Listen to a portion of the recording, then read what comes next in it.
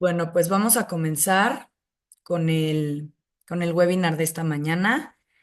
Tengo aquí conmigo al doctor Francisco Estrada Porrúa, quien es economista ambiental, investigador titular en el Instituto de Ciencias de la Atmósfera y Cambio Climático de la UNAM y coordinador del programa de investigación en cambio climático de la misma institución.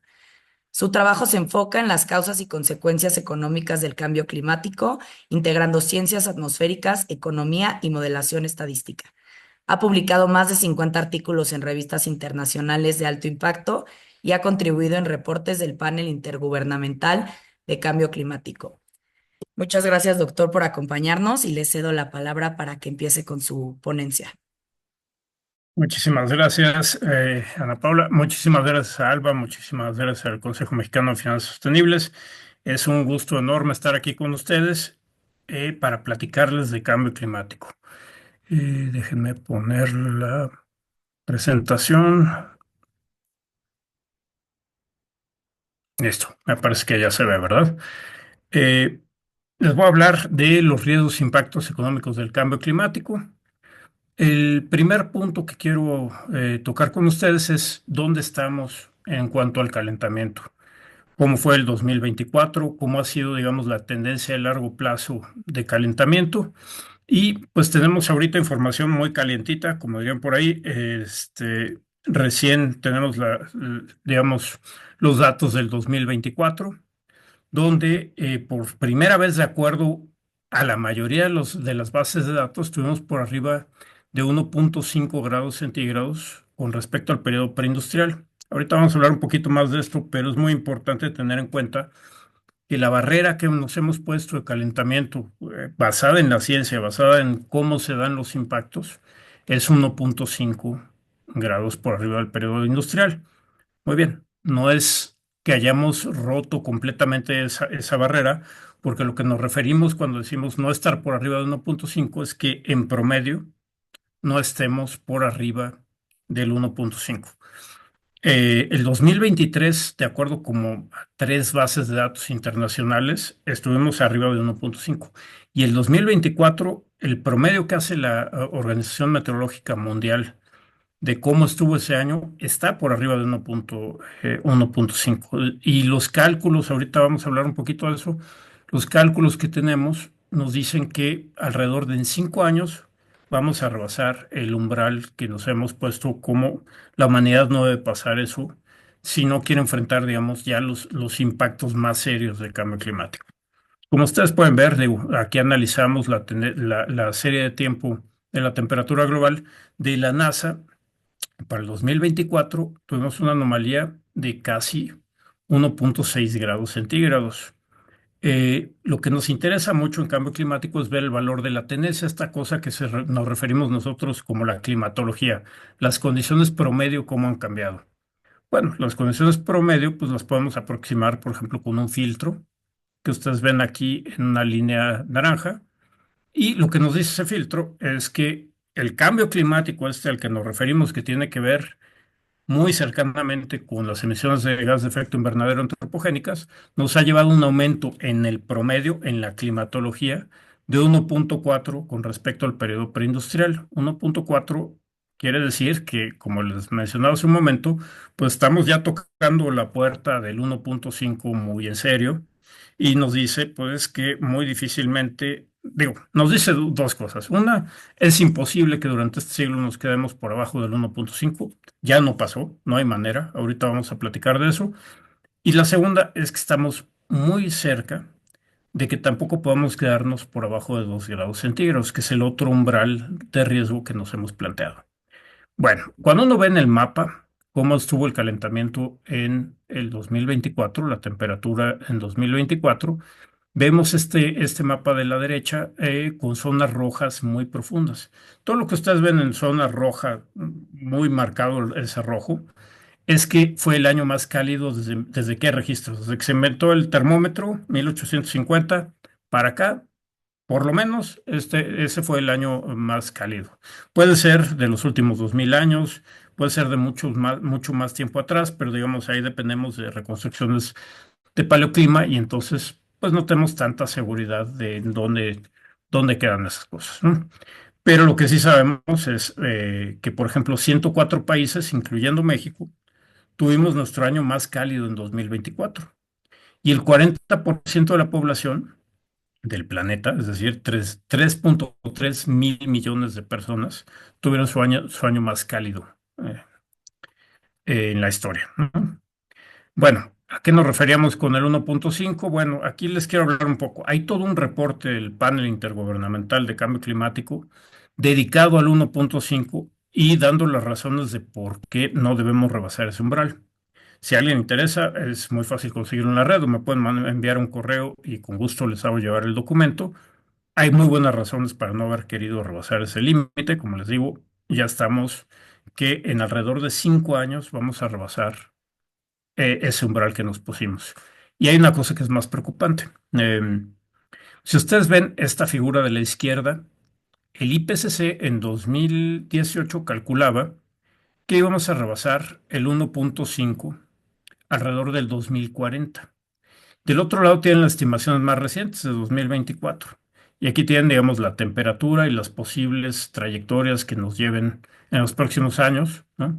Que ocurran en los próximos años para el 1.5 y el 2 grados centígrados. Y ustedes pueden ver que muy prontito, mucho antes del 2040, vamos a rebasar esto. Y acá abajo tienen, digamos, las estimaciones, la mediana de estas estimaciones. Ustedes pueden ver, digamos, el promedio es 2030, no 2040, como decía el IPCC, ¿no? Y dependiendo de las bases de datos, pues uno se puede ir hasta el 2033 o tan temprano como el 2027. Es decir, esta ya no nos la quita, como dirían por ahí, nadie, ¿no? Ni Dios, como dirían algunos.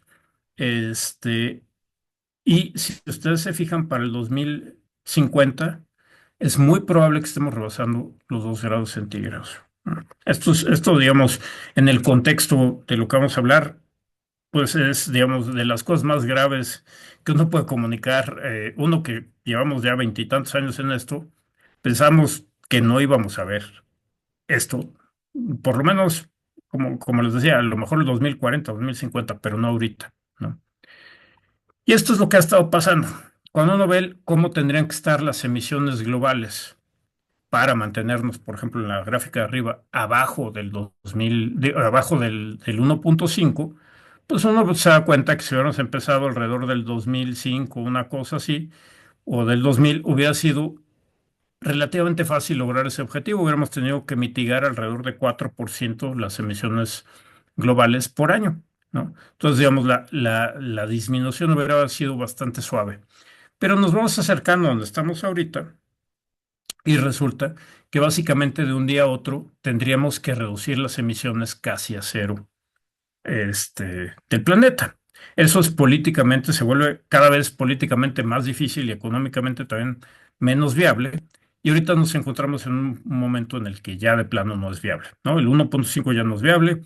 Otra de las noticias tempranas de este año es que las concentraciones atmosféricas, ya no las emisiones, sino lo que ya se quedó en la atmósfera, ya no es consistente con ninguna trayectoria del IPCC para quedarnos por abajo del 1.5. Ya no nos podemos imaginar. Y miren que se ponen muy creativos los del IPCC con las trayectorias. Las de 2 grados que ustedes ven allá abajo, muchas de ellas incluyen tecnología de geoingeniería, que quiere decir que uno agarra el CO2 que está en la atmósfera y algo le hace, lo mete dentro de una mina muy profundo, lo esconde ahí, lo mete en las profundidades del océano, montones de cosas, ¿no? Los escenarios que ahorita nos llevan por abajo de 2 grados incluyen que las tecnologías se vuelven mucho más comunes y mucho más potentes de lo que tenemos ahorita, ¿no? Entonces, aquí ustedes verán cómo se va poniendo difícil mantener los 2 grados, mantenernos por abajo de los 2 grados. En la gráfica de aquí abajo ustedes lo pueden ver claramente qué tan fácil hubiera sido si hubiéramos empezado en el año 2000, nada más hubiéramos tenido que bajar 2% anual las emisiones globales, pero ahora que estamos pues, en 2025, pues ya estamos por aquí, ¿no? La tasa se vuelve muy, digamos, muy inclinada, ¿no? Muy pronunciada. Entonces, como les decía, cada vez políticamente y económicamente se vuelven menos viables estos escenarios y tecnológicamente mucho más, pues requieren una tecnología mucho mayor que la que tenemos ahorita. Y bueno, dentro del contexto que tenemos, también tenemos esta situación con el vecino del norte que con Trump. Hay estudios, este es uno de ellos, hecho por Carbon Brief, donde pues vemos lo que hubiera pasado si hubiera habido un segundo periodo de Biden o de los demócratas. ¿Cuál sería el target? ¿Por dónde tendríamos que irnos para ser consistentes con menos de 2 grados centígrados? ¿Y cómo serán las emisiones? ¿Cómo se estima que serán las emisiones con Donald Trump? Donald Trump, un periodo de 4 años de Donald Trump le va a añadir a la atmósfera 4.000 millones de toneladas de CO2 equivalente, ¿no? No es cualquier cosa, ¿no? Entonces, digamos, tenemos una situación complicada. Eso es de las cosas que quiero decir a nivel global. Ahora bien, vamos a echar una mirada a México. Bueno, México, la anomalía. El año pasado, ¿qué pasó? Bueno, la anomalía es una cantidad brutalmente grande, ¿no? Lo que se registró. Tuvimos una anomalía de 2,14 grados con respecto al periodo 1900-1930. Representa el periodo preindustrial porque los datos no son de tanta calidad hacia atrás. Entonces, bueno, tenemos que conformarnos con un periodo menos antiguo, ¿no? Lo que hay que resaltar es que este 2,14, con respecto al año más caliente que le sigue, el segundo año más caliente, representa una distancia de 0,4 de grado. Eso es enorme. O sea, a lo mejor no es difícil, si uno no está metido en el tema, conceptualizar el tamaño de esta diferencia entre los dos máximos. Es enorme. Los que estudiamos esto, es enorme. Eso uno espera, pues, de hecho no se había visto en todo el registro, ¿no? Para México. El valor de la tendencia, es decir, cómo ha ido cambiando el clima, este sí es el cambio climático, la línea, digamos, naranja que ustedes ven aquí, pues resulta que ese valor de la tendencia para el 2024 es de 1,79, 1,8. Seguimos arriba de la temperatura global, calentándonos, digamos, más rápido que el promedio global, y el calentamiento es de alrededor de 0,5 de grado mayor que el promedio global. La tasa de aumento de México es 3,2 por siglo, mientras que la del planeta es de 2 grados por siglo. Entonces, digamos, nosotros nos estamos enfrentando a un cambio mucho más rápido que otras regiones del planeta y que el promedio global. Para que entendamos esto, esto es un poco de broma, pero pues para que vayamos entendiendo a qué nos referimos con esta velocidad de cambio, hicimos una página de internet que se llama Crónicas Climáticas, que nos ayuda a entender la velocidad de este cambio, relacionando cuánto ha aumentado la temperatura con cosas que nos acordemos en nuestra vida. Por ejemplo, aquí ustedes tienen Matrix. Se estrenó en 1999. ¿Cuánto nos hemos calentado desde que salió esa película? Bueno, nos hemos calentado en México 1 grado centígrado, ¿no? Desde 1999 para acá, 1 grado centígrado. Eso es una tasa de calentamiento brutal, ¿no? Si ven el calentamiento total, desde el periodo preindustrial, digamos, hasta que salió Matrix, nos hemos calentado 0,8. Desde 1999 para acá, 1 grado, ¿no? ¿Cuánto nos hemos calentado desde que salió Despacito? Que a mí no me gusta nada, pero bueno, Despacito de Luis Fonsi en 2017, casi 0,5 de grados. ¿Se dan cuenta del aceleramiento en el calentamiento? Y esto es una cosa que se está discutiendo muchísimo y vamos a abordar en un momento, que el calentamiento, algo está pasando, que está ocurriendo mucho más rápido de lo que pensábamos, ¿no? Y, por ejemplo, la más triste de todas es cuánto nos hemos calentado desde que prometimos que íbamos a hacer todo lo necesario para no rebasar el 1,5 y para no, digamos, llegar al 2 grados en este siglo. Pues nos hemos calentado 0,6 de grado en México desde que ocurrió el Acuerdo de París. Si quieren entrar a la página, hay muchísimas cosas que ustedes pueden relacionar, como telenovelas, como eventos históricos, etcétera. Ahí tienen el QR. Y bueno, ya hablamos del promedio, pero cuando uno ve México en un mapa, pues tenemos que hay lugares que se calientan mucho más rápido que el promedio del país. Tenemos el norte y el sur, el norte en particular, con tasas de calentamiento de casi 6 grados centígrados por siglo. Acuérdense que nuestro país se calienta como a 3,2, esto se calienta alrededor del doble. Y en el sur del país, ustedes pueden ver aquí esta mancha, que es de 5 grados por siglo. Bueno, y la temperatura no es lo único que nos preocupa, la precipitación nos preocupa muchísimo y otras variables de las cuales no voy a hablar ahorita, pero en alguna otra ocasión podemos entrar a detalle. Por ejemplo, ¿qué ha pasado con la precipitación? Bueno, tenemos dos problemas. Espacialmente nos está lloviendo peor. ¿Qué quiere decir esto? pues el norte, que ya de por sí era seco, le está lloviendo menos, ¿no? Y el sur, centro, que pues digamos más el sur que el centro, pues que que tiene más agua, le está lloviendo más. Y el segundo problema que tenemos es que se ha vuelto más heterogénea la distribución de la precipitación en el tiempo. ¿Qué quiere decir esto? Que ahora nos pasamos cada vez más periodos largos secos, días consecutivos secos, más, hay más de estos días consecutivos secos, y de pronto tenemos un evento de precipitación extrema, luego regresamos a periodos secos largos, y luego tenemos eventos de precipitación extrema. Eso hace muy difícil, digamos, todas las actividades que ustedes se puedan manejar, pensar, por ejemplo, el manejo del agua, pues, la producción agrícola, cuestiones de salud, etcétera, etcétera, ¿no? Y eso lo vemos en los datos. Como les decía hace un momento, si alguien quiere digamos, meterse más a qué es lo que ha estado pasando con los eventos extremos y todo esto, les recomiendo que entren a esta página de cambioclimático.unam.mx. Pueden bajar un resumen de lo que sabemos sobre cambio climático. Tenemos recursos y herramientas digitales que ustedes pueden utilizar si quieren ver los escenarios, si quieren ver algunas corridas, por ejemplo, de impactos económicos, de impactos en la agricultura, se pueden meter al DataPink. Si se quieren divertir un poquito, digamos, esto es para más jóvenes, tenemos un podcast que se llama Climatología y hay muchísimas otras cosas que están ahí disponibles, échenle un ojo.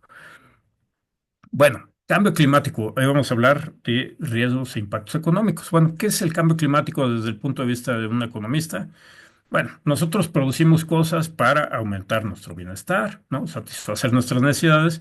Entonces tenemos actividades económicas. Estas actividades económicas, por ejemplo, producir un iPhone tienen asociado un cierto nivel de emisiones de CO2. Es un subproducto que nosotros no queríamos producir, pero que se produce al hacer, digamos, el producto principal que estamos preocupados. Eso es una externalidad. Y estas externalidades de gases de efecto invernadero, lo que ha estado pasando es que se han estado acumulando en la atmósfera, cambian las concentraciones atmosféricas, cambian la química atmosférica, hacen que, digamos, la energía que viene del sol pase sin problema, pero cuando va a salir, ya no sale sin problema y esto genera calentamiento, ¿no? Eso es el efecto invernadero explicado en tres palabras y eso nos lleva a cambios en el clima y eso nos lleva a impactos diferenciados que no se distribuyen de manera uniforme entre regiones ni entre generaciones, ¿no? Nosotros antes decíamos es que las generaciones futuras van a sufrir y nosotros no vamos a ver casi de cambio climático. Eso es falso. No, nosotros ya estamos viendo impactos bastante y ustedes seguramente tendrán bastantes anécdotas o lo habrán visto en el periódico de los impactos que ya estamos viviendo ahorita. Sí, las generaciones futuras, si ahorita no hacemos algo, les va a ir mucho peor que nosotros. Y sobre todo en algunas regiones, como ustedes ven en este mapa, donde, digamos, somos más proclives por las condiciones socioeconómicas, tecnológicas, investigación, etcétera, y la locación geográfica a tener los impactos más graves. Bueno, ¿cómo llegamos a este calentamiento? ¿No? Ustedes aquí ven cómo las emisiones de gas de efecto invernadero, en particular estamos viendo CO2, se distribuyen uniformemente en el planeta. Aquí todavía ven mucho en el hemisferio norte, porque evidentemente ahí es donde más se producen, pero digamos, la atmósfera tiene esta capacidad de mezclarlas bien en toda la atmósfera. Entonces no importa si una tonelada se emite en China, o se emite en Guadalajara, o se emite en donde ustedes quieran, nos va a afectar a todos no de igual manera, como hablábamos, pero va a cambiar el clima del planeta, no del lugar en particular. Bueno, ¿cómo sabemos? ¿Cómo llegamos a esto? Y la pregunta asociada es cómo sabemos que somos nosotros. Bueno, lo primero de las preguntas fundamentales es eso. ¿Somos nosotros los que estamos cambiando el clima?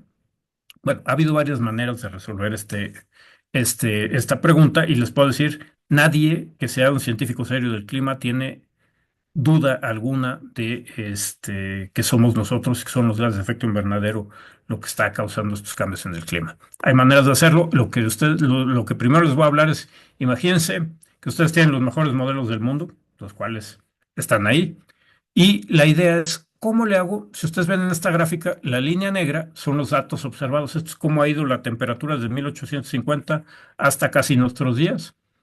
Eh, y la pregunta es, ¿qué necesito ponerle de ingredientes a este pastel, a este modelo de clima, para que me dé lo que hemos visto? ¿No? Es una pregunta muy sencilla.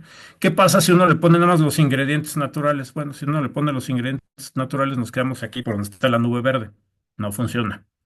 ¿Qué pasa si uno le pone nada más los ingredientes antropogénicos? pues nos correspondería un calentamiento mayor al que observamos. ¿Qué pasa si le ponemos pues todo lo que debe de llevar el pastel, ¿no? La parte natural y la parte antropogénica, pues estamos justamente, podemos reproducir exactamente cómo ha evolucionado la temperatura durante los últimos 150 años, y en particular desde 1950 para acá. Entonces, digamos, esa es la manera de hacerlo con modelos de clima. Es muy caro, es muy difícil y hay cosas que se pierden en esto. Nosotros, hace ya unos cuantos años, hicimos este artículo que es, vamos a utilizar herramientas de series de tiempo, de economista, de econometrista, y vamos a ver qué podemos aprender más allá de lo que nos dijeron los modelos. Y resulta que aprendimos varias cosas, ¿no? Sí, la tasa de calentamiento se debe a los gases de efecto invernadero, el cambio en la tasa. Hay cosas más interesantes. Desde la Segunda Guerra Mundial empieza el calentamiento que nos preocupa. Este calentamiento acelerado, la tasa se multiplicó por 3, la tasa de calentamiento, y esto está asociado directamente con que desde la Segunda Guerra Mundial pues hemos tenido un crecimiento de la población, un crecimiento de la economía sin precedentes y además sin interrupciones. Hemos tenido baches, pero no hemos tenido, digamos, que ya no crece o que ya no crece la población, no crece el PIB, lo que sea. Y todo este crecimiento está muy asociado con el efecto invernadero, ya sea CO2 digamos, en todas las actividades económicas, o por ejemplo el metano, digamos, en la producción de alimentos. Bueno, no solo eso, encontramos variaciones en la tasa de la temperatura global que están relacionadas, por ejemplo, a la Primera Guerra Mundial, a la gran crisis de 1929, la Gran Depresión y la Segunda Guerra Mundial. Eso ocurrió en un periodo de 30 años, esas tres cosas. Y le pegaron muy duro a la economía y le pegaron muy duro a las emisiones de gases de efecto invernadero. Eso se puede ver en la temperatura global. Si eso no les pone los pelos de punta, yo no sé qué les va a poner los pelos de punta, porque eso nos indica la gran responsabilidad que tenemos con me saco de onda la alarma, perdón, un momentito, para que no vuelva a ocurrir eso, que tengo el celular aquí. Ahí está, gracias. Bueno, eso dejó una marca en la temperatura global y no ha sido la única vez en la historia del planeta, o en nuestra historia, que eso ha ocurrido. Les hablo de la segunda, que es muy interesante y viene mucho al caso. A finales de la década de los 90 tuvimos una disminución en la tasa de calentamiento. No es que nos enfriáramos o nos dejáramos de calentar, simplemente la tasa de estar así pasó a estar un poquito menos inclinada, ¿no? ¿Qué fue lo que ocurrió? Y en este artículo pues, lo demostramos. Bueno, pues resulta que, por ejemplo, en 1989 entra en vigor el Protocolo de Montreal, que es lo más exitoso que hemos hecho por el clima. No es el protocolo, no es el Acuerdo de París, no es Kioto, no, no, es el Protocolo de Montreal y fue por accidente porque no era su objetivo. Su objetivo era reducir el agujero en la capa de ozono, porque eso nos genera problemas, por ejemplo, cáncer de piel, etcétera, etcétera, ¿no? Bueno, fue muy eficiente y aquí les cuento la historia completa. Nos inventamos cuando terminó la Segunda Guerra Mundial unas sustancias que son los CFCs, que se usan, por ejemplo, en refrigeración, en aerosoles, etcétera, eh, y pues desde ahí empezaron a tener una influencia muy grande sobre el clima. Aquí la pendiente, no les voy a explicar mucho ahorita qué es el forzamiento radiativo, pero digamos cuánto estamos afectando el clima. Es una medida de cuánto estamos afectando el clima con ese gas en particular.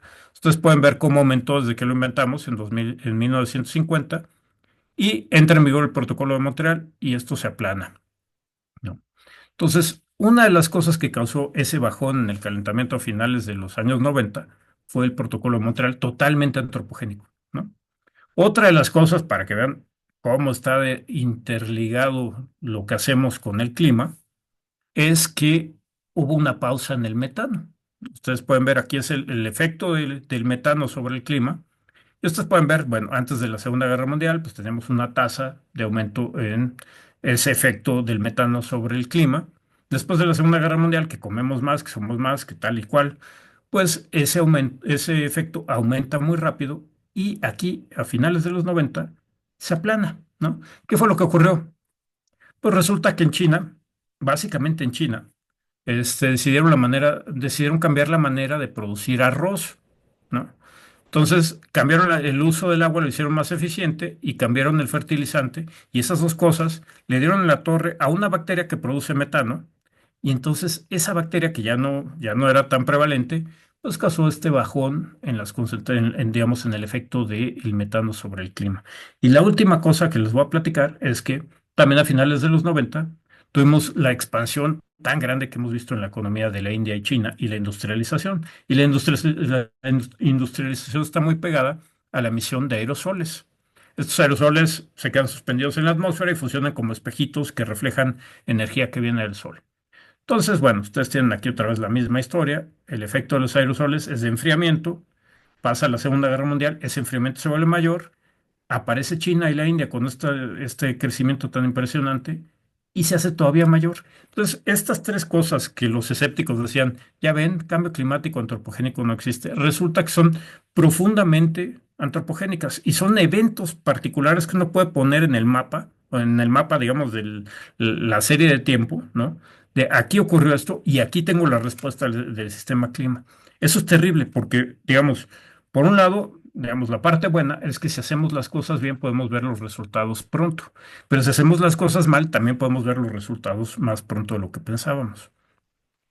Después de este artículo se probó, digamos, esto que hicimos lo hicieron con muchos modelos de clima y con distintos escenarios y todo esto, ¿no? Un tratamiento, digamos, más de la parte de modelación física del clima que la parte estadística. ¿Y qué encontraron? Pues que, bueno, el protocolo de Montreal nos ahorró 1 grado centígrado de calentamiento para el 2050 y que ya se vieron efectos ahorita, ¿no? Entonces, digamos, buena noticia.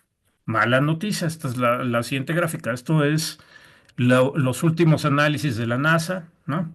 Con la base de datos de la NASA, con una persona a la que le debemos que cambio climático esté en las discusiones internacionales, que es el doctor James Hansen, que en el 87 presentó sus resultados ante el Congreso americano y de ahí sale el IPCC, salen las negociaciones internacionales, sale todo esto. Él lo que nos dice es que si ustedes ven esta serie de tiempo, pues como que la tendencia es constante hasta pues alrededor del 2010, yo diría, a ojo de buen cubero, que es más bien 2015. Entonces, ¿qué es lo que tenemos? Ya les había platicado que parece ser que nos estamos calentando más rápido que antes. Bueno, mucho más rápido, porque tuvimos la pausa que casi llevó a cero el calentamiento, y ahora tenemos un calentamiento mayor que la tendencia anterior, ¿no? Todavía nos faltan datos para probar esto así de manera tremenda, pero lo que nos sugiere lo que hemos estado viendo es que este es el caso. Ya estamos en otra etapa del calentamiento, en una etapa de aceleramiento del calentamiento. Y nos preocupa porque no estamos seguros si es cómo han cambiado los forzantes, que por ejemplo el metano ya volvió a subir muy, muy rápido, ¿no? O si es el sistema clima que está empezando a reaccionar de otra manera. Eso es, digamos, de las cosas que más miedo nos da a nosotros. ¿Por qué nos da miedo? Bueno, ¿se acuerdan que les conté de la pausa esta, de que el protocolo de Montreal, China y la India y la parte agrícola que bajó el metano y etcétera? Bueno, eso se los enseñé en una gráfica de la serie de tiempo de la temperatura global. Esto es un artículo que hicimos descomponiendo ese calentamiento en un mapa, ¿no? En particular, nos fijamos mucho en la última parte, esto que tenía que ver con la pausa, en el calentamiento, este bajón en el calentamiento. Bueno, resulta que si uno lo ve en el mapa, aquí donde ustedes ven más oscuros que hubo más calentamiento y donde ven más hacia el blanco es que hubo menos calentamiento, en algunos casos hasta ligero enfriamiento. Bueno, este es cómo se ha expresado el calentamiento de este mapa durante los últimos 120 años, más o menos. Entonces, lo que ustedes tienen es que el Ártico se calienta muy rápido, eso ya lo sabíamos, entre 3 o 4 veces más rápido que el promedio del planeta, pero tenemos zonas en latitudes medias que el calentamiento ya no ha sido, a partir de 1900, finales de 1990, no ha sido tan fuerte, ¿no?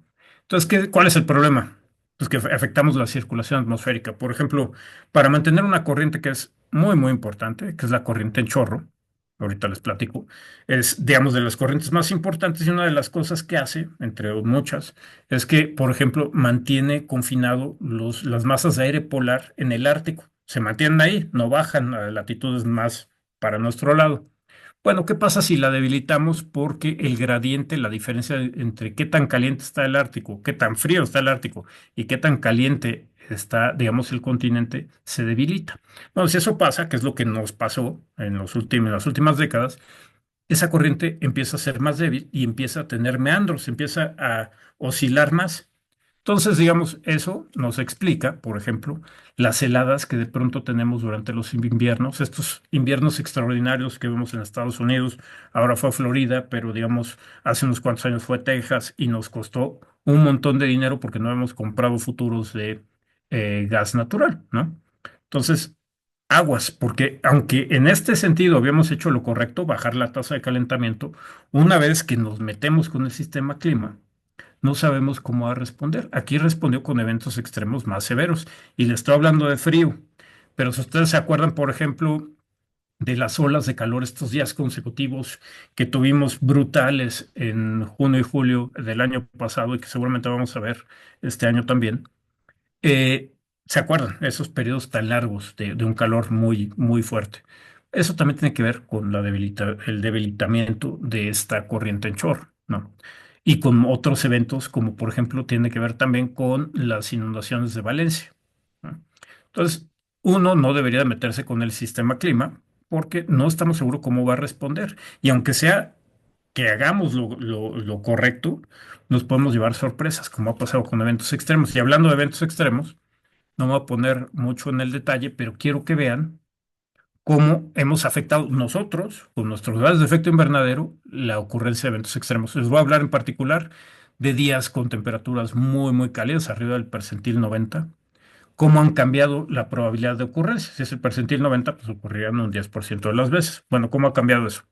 ¿No? ¿Cómo ha cambiado la precipitación extrema? También arriba digo, aquí es el día más lluvioso y el percentil 90 de ese día más lluvioso. Son precipitaciones muy, muy extremas, como han cambiado. Bueno, el primer renglón de los mapas lo que nos dice es cuánto ha cambiado ese riesgo, ¿no? Entonces, donde ustedes ven este rojo muy oscuro, quiere decir que la probabilidad en temperaturas muy extremas, se ha multiplicado por 5. No es que haya aumentado un 15%, se ha multiplicado por 5.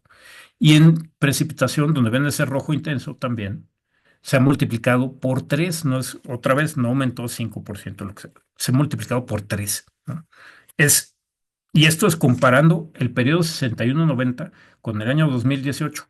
No hace tanto tiempo del 61-90. En términos climáticos, eso fue hace media hora, ¿no?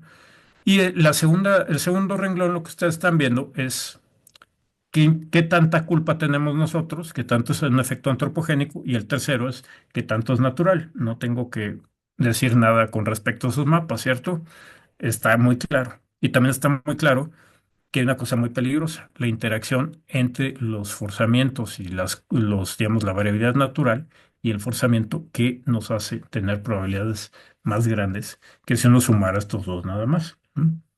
Y la cosa es que, pues si uno se pone a ver dónde ha ocurrido estos cambios, por ejemplo, el riesgo por temperaturas muy extremas ha aumentado para el 94% de la población global y para el 97% del PIB.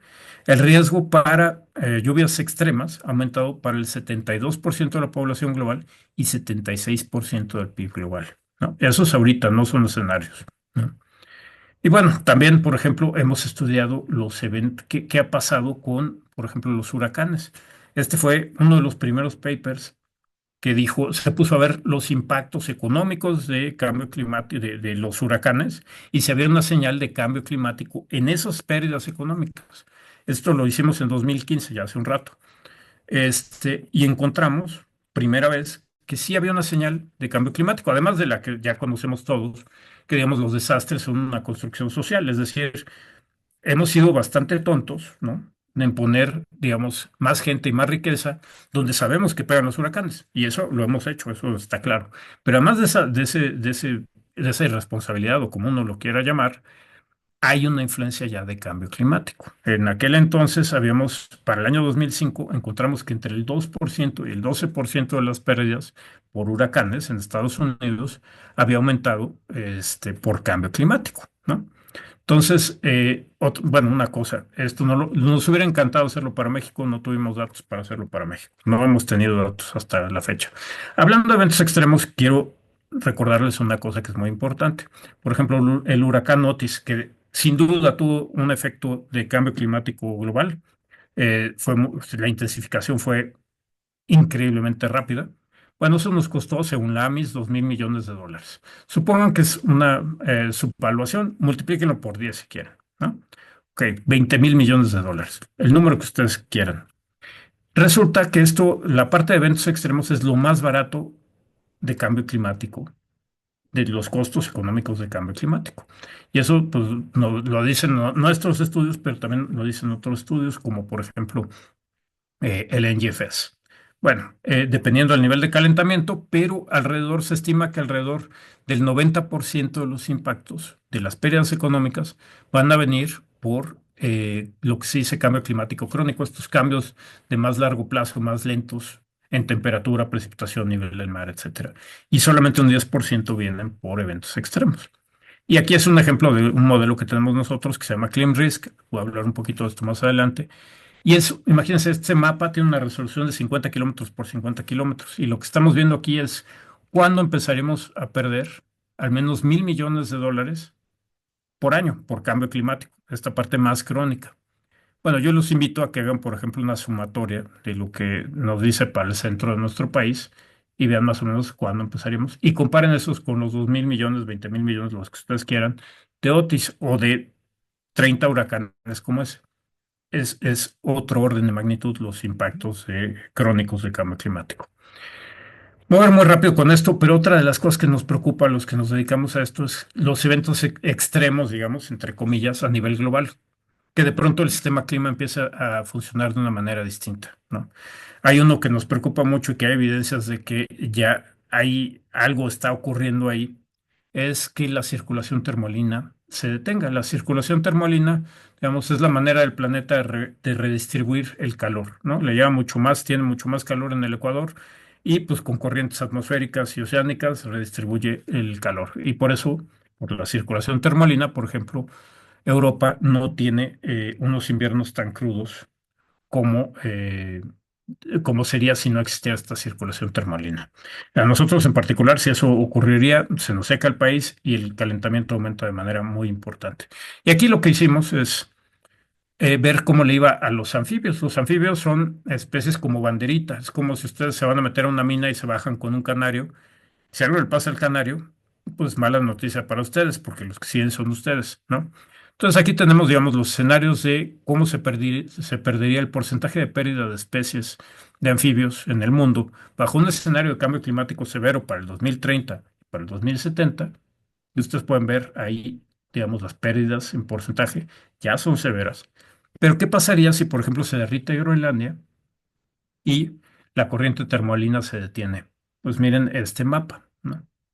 Entonces, hay cosas que somos muy malos para cuantificar económicamente. No hay todavía, hay algunos artículos, de hecho yo tengo uno, sobre la cuantificación de estos daños, pero digamos las metodologías todavía no son lo suficientemente buenas para este tipo de daños, ¿no? Entonces está muy subvaluado todo eso. ¿Qué nos espera en el futuro? Esto es con el modelo Clean Risk otra vez.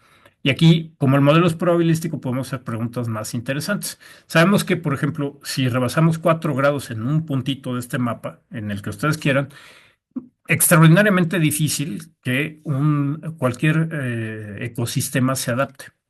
Y aquí lo que tenemos es, pues, cómo va cambiando esa probabilidad de 0 a 1, de no ocurre a ya ocurrió por año. Y ustedes pueden ver, pues, cómo nos va, ¿no? Para finales de siglo. Y esto, digamos, es ya muy extremo, ¿no? Digamos, el nivel de calentamiento que definitivamente no quisiéramos ver. Es muy posible que ocurra en este siglo si no cambiamos, digamos, las emisiones que llevamos. Eh, Esta me la voy a saltar.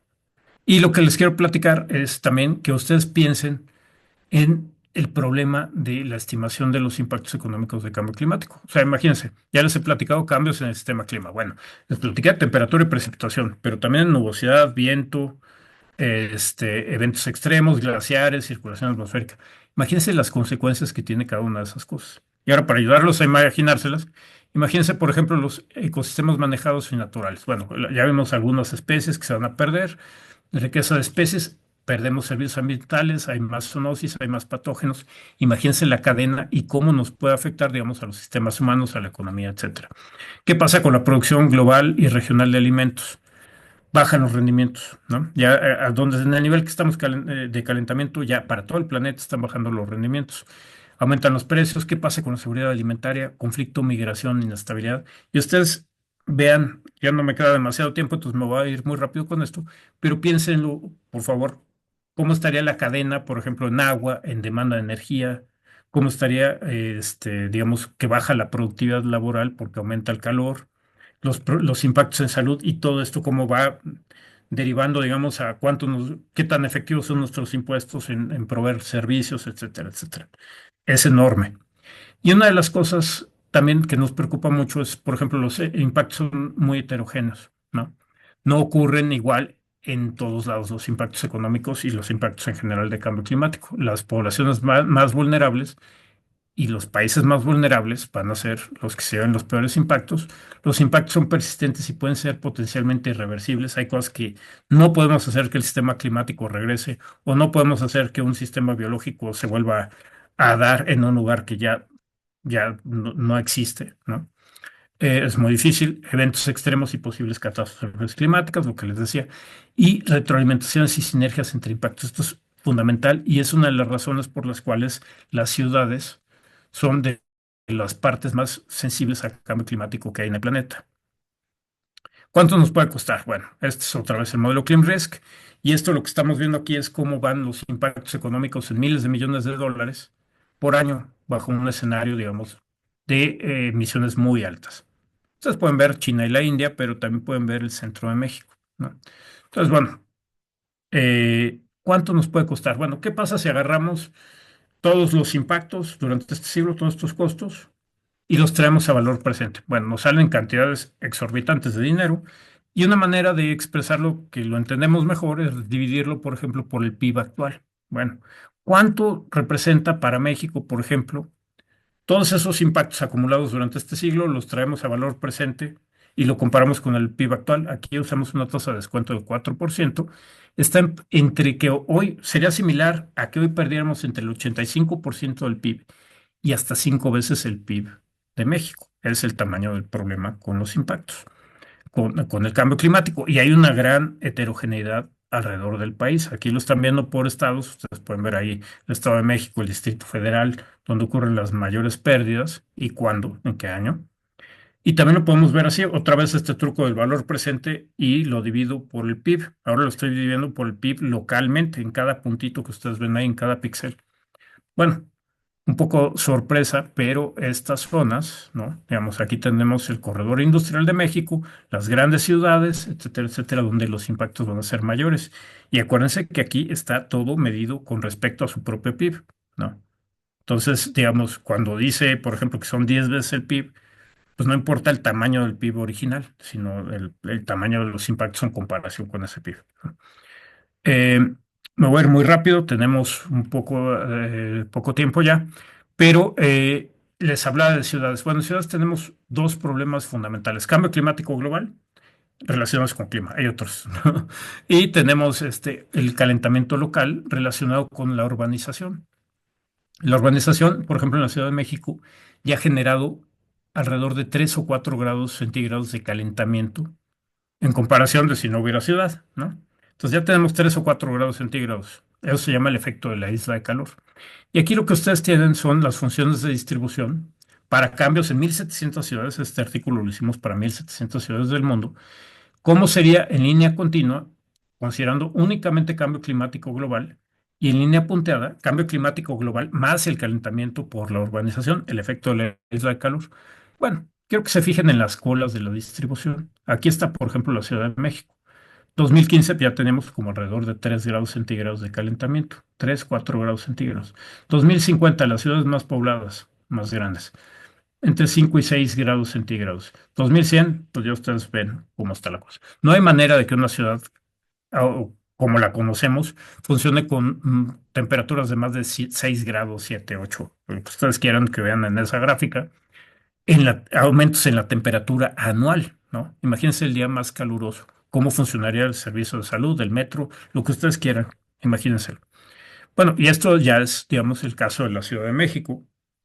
Pues tenemos que esa isla de calor tampoco se distribuye de manera uniforme. Aquí tienen una estimación de la isla de calor y lo que podemos ver es que el oriente, digamos, la parte con mayor vulnerabilidad socioeconómica, con menores condiciones favorables, digamos, socioeconómicas, enfrenta ya un calentamiento mucho mayor por el proceso de urbanización y porque ahí no hay árboles, no hay vegetación, no hay cuerpos de agua, no hay nada, hay pavimento, ¿no?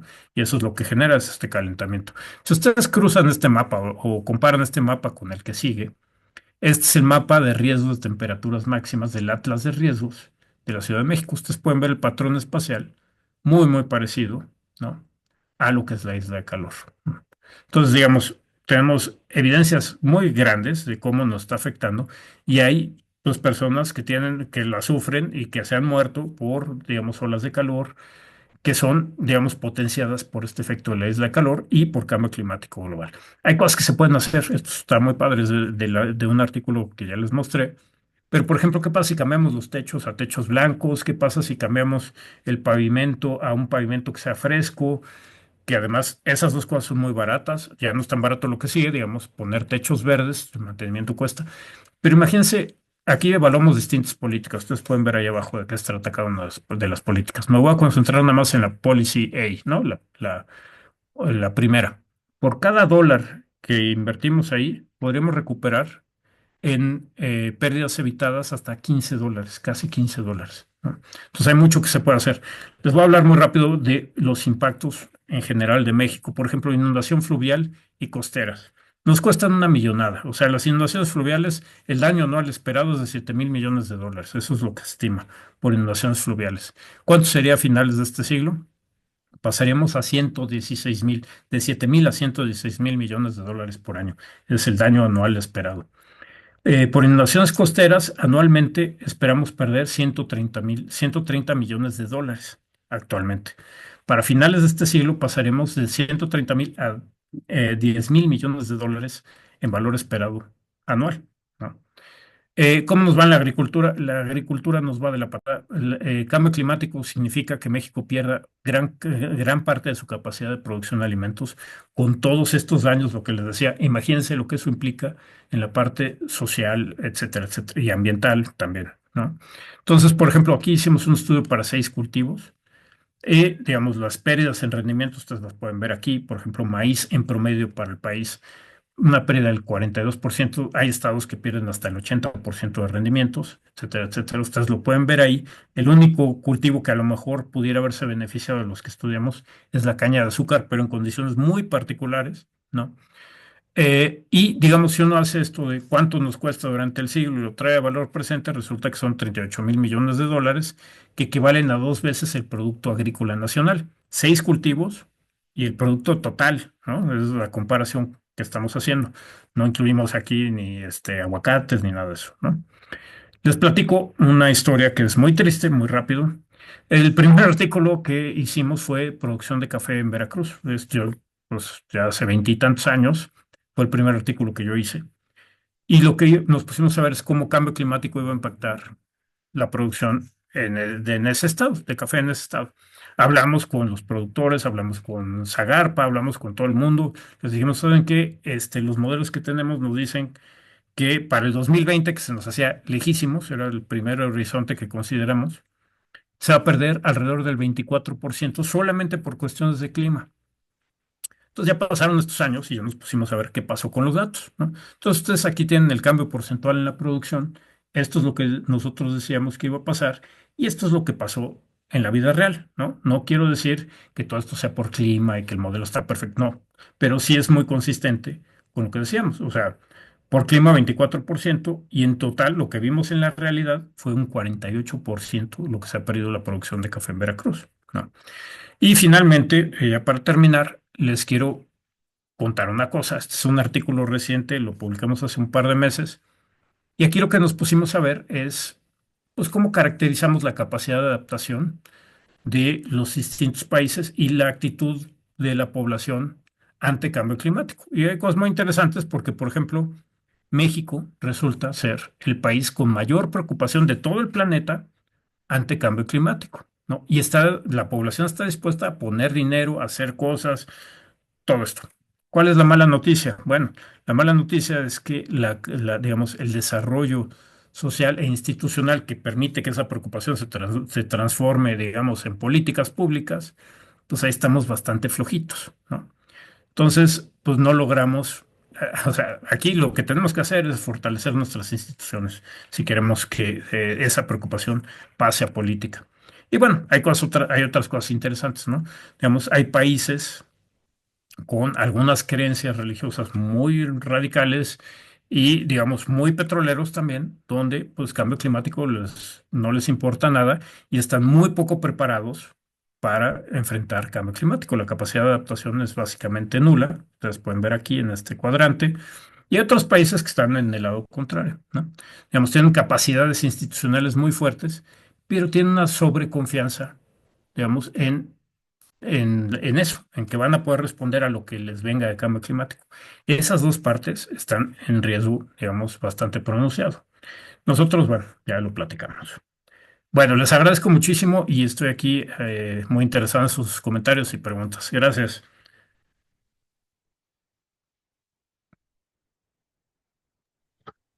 Muchas gracias, Francisco.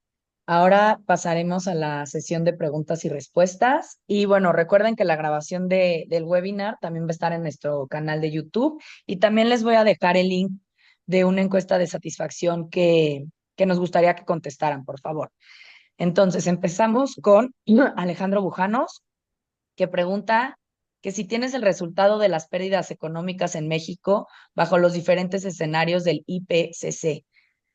Dice, entiendo que la mayoría de lo que nos mostraste fue bajo el escenario 8.5, que es el más extremo. ¿Y cómo está la distribución de probabilidades entre los escenarios del IPCC con el panorama actual con el que se hizo la presentación? Sí, bueno, primero sí, sí tenemos los resultados para todos los escenarios del IPCC y para todos los escenarios del NGFS. Eso fue gracias, digamos, al trabajo que hicimos con el Banco de México. ¿Cómo está la distribución de probabilidades? Formalmente no puedes poner distribuciones de probabilidades entre los escenarios de emisiones porque representan mundos alternativos que no se tocan, y etcétera. Hay todo un rollo que si quieren algún día platicamos, metodológico al respecto. Pero pues las probabilidades subjetivas de uno, pues digamos, el 8.5 muy difícilmente va a ocurrir, ¿no? Y el 1.6, el 2.6, el 1.9, el 2.6 tampoco van a ocurrir. O sea, no va a ocurrir que nos quedemos por abajo de 2 grados y no va a ocurrir que nos vayamos más allá de 4 grados centígrados. Tenemos una enorme probabilidad de estar entre más de 2 grados y un poquito menos de 4. Por ahí va la cosa. Y como están dándose los cambios en Estados Unidos, en las negociaciones internacionales, más de 3 grados, mi apreciación personal.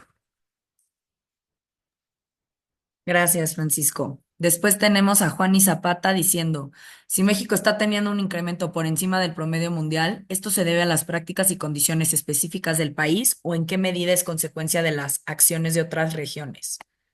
Bueno, es consecuencia de las acciones de todas las regiones, incluyendo a México, ¿no? O sea, esto tiene que ver con el calentamiento, una parte, digamos, con la acumulación de gases de efecto invernadero en la atmósfera que produce el calentamiento. Y una parte es, digamos, dónde estamos localizados, ¿no? Hay países que se calientan mucho más rápido que México. Por ejemplo, los Países Bajos ha aumentado ya digamos, la tendencia alrededor de 2.5 grados centígrados, ¿no?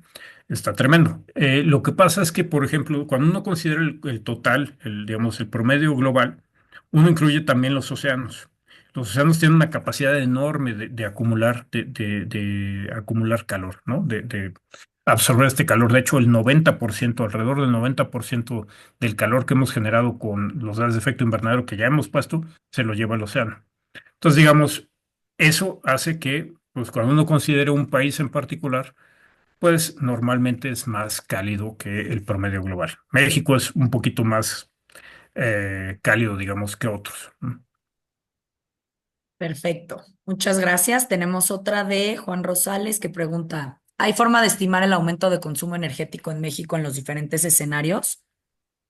Sí, claro, y de hecho es algo que estamos haciendo.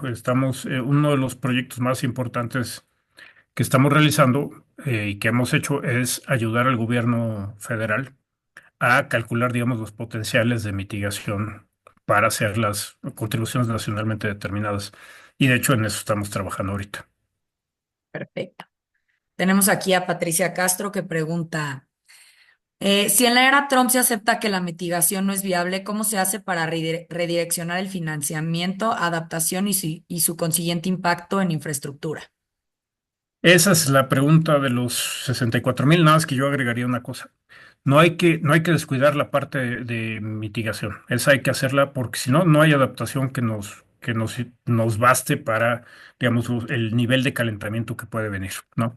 Tenemos que hacer las dos cosas, pero sí, la parte esta de estar más preocupados por fierros, tuercas y gases que por ecosistemas y personas. Ahí tenemos que hacer un cambio brutal. O sea, tenemos que empezar realmente a ver, ok, vamos a tener impactos, muchos, ¿no? ¿Cómo vamos a hacerle para reducir esos riesgos?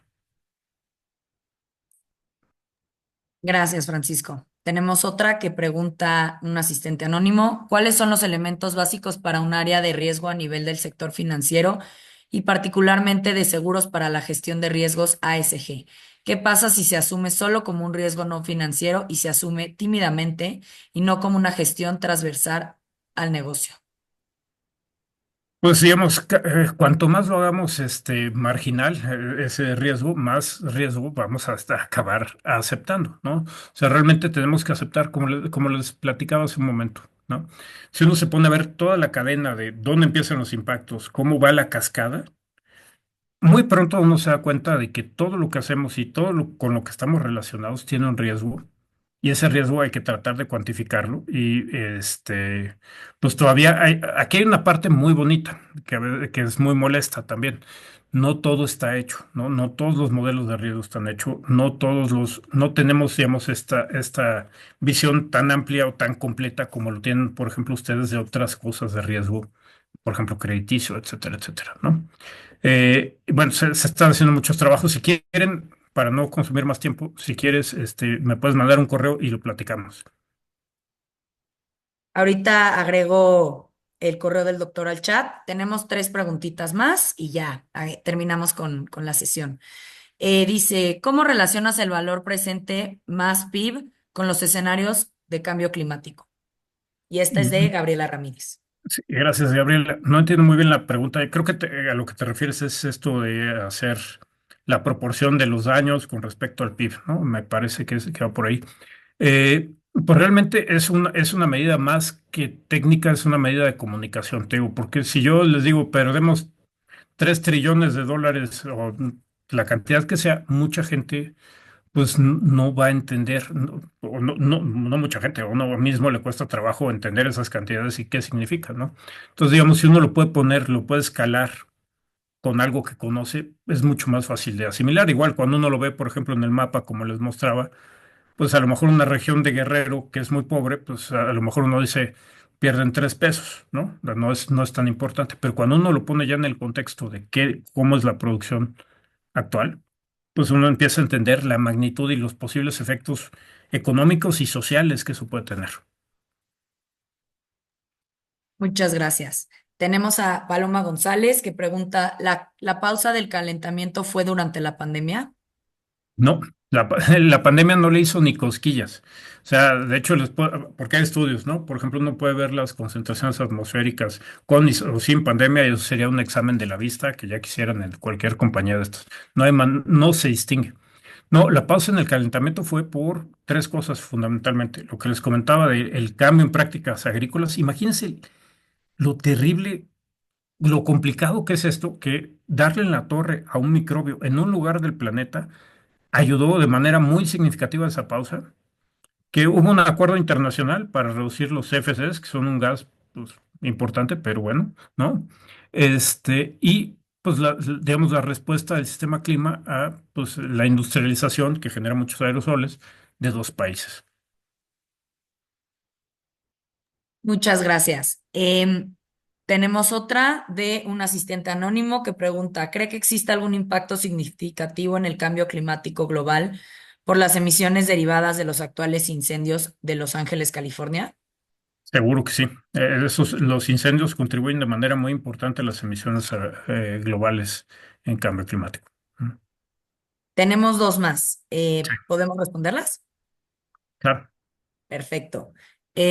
Carlos pregunta, ay, no me aparece aquí todo su nombre, pero bueno, ¿de qué forma las compañías pueden empezar a incorporar estos costos en sus estados financieros?